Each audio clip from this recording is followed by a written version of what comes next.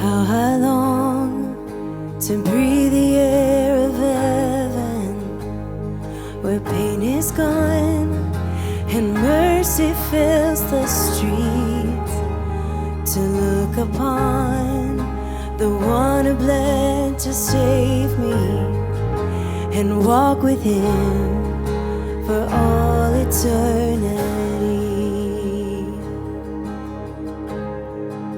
And there will be a day when all will bow before him, and there will be a day when death will be no more, standing face to face with he who died and rose again.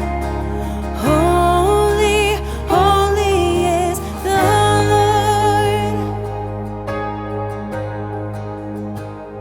And every prayer we prayed in desperation, the songs of faith we sing through doubt and fear, and in the end we'll see that it was worth it when he returns to wipe away our tears. Oh, there will be a day when all will bow before him, and there will be a day when death will be no more, and standing face to face with he who died and rose again. Holy, holy is the Lord. And on that day we join the resurrection and stand beside the heroes of the faith, and with one voice 1,000 generations sing, worthy is the Lamb who was slain. And on that day we join the resurrection and stand beside the heroes of the faith, and with one voice 1,000 generations sing, worthy is the Lamb who was slain. Forever he shall reign. So let it be today we shout the hymn of heaven, with angels and the saints we raise a mighty roar. Glory to our God who gave us life beyond the grave.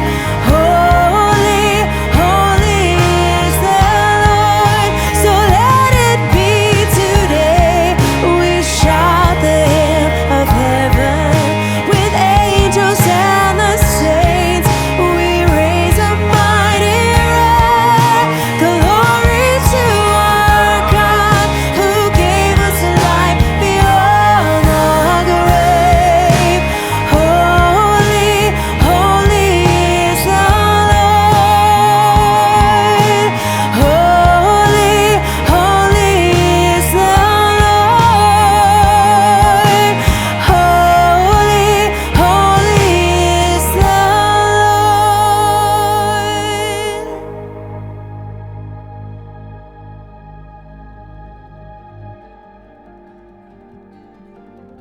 Hello, everyone. Thank you so much for joining us as we continue to dive into the week leading up to Easter. John left us yesterday with Jesus resting after his time at the temple. When he awakes that next morning, and since he's still in full human form, he's hungry. And off in the distance, he sees a fig tree and he thinks, okay, breakfast time. What you need to know about fig trees is they produce fruit and leaves at the same time. So if they have leaves, you can assume they have fruit as well. It's also important to note that many times throughout Scripture, fig trees are mentioned more symbolically. You will even see the people of Israel being referred to as figs from a fig tree. In Hosea 9:10, we read, "When I found Israel, it was like finding grapes in the desert. And when I saw your ancestors, it was like seeing the early fruit on the fig tree." And again, Jeremiah 24:5 reads, "This is what the Lord, the God of Israel, says, like these good figs, I regard as good the exiles from Judah, whom I sent away from this place to the land of the Babylonians. My eyes will watch over them, for they are good, and I will bring them back to this land. I will bring them up and not tear them down. I will plant them and not uproot them." So now Jesus is walking towards what he is assuming will be a fig tree full of fruit, but not so much. As Jesus approaches, there is no fruit, and Jesus finds himself disappointed again. Just as he was turning over tables the day before in the temple, he now cursed the fig tree, and it immediately withered. His disciples were shocked. This was very unlike him. His work had always been about restoring and healing, never about destroying. They were confused and questioned him. Jesus replied in Matthew 21:21, "I tell you the truth, if you have faith and do not doubt, not only can you do what was done to the fig tree, but also you can say to this mountain, 'Go throw yourself into the sea,' and it will be done. If you believe, you will receive whatever you ask for in prayer."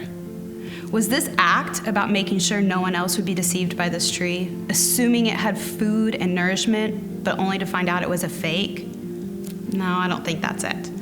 Time and time again, we are reminded that all the answers we need and the life lessons we need to learn, they're all right here in this book. So no, this isn't just a story about a fig tree or Jesus being hangry. No, this is our greatest lesson in hypocrisy. So the Good and Faithful Webster Dictionary defines hypocrisy like this: the practice of claiming to have moral standards or beliefs to which one's own behavior does not conform. By the show of the leaves, it was like many people, pretending to have fruit which was not there.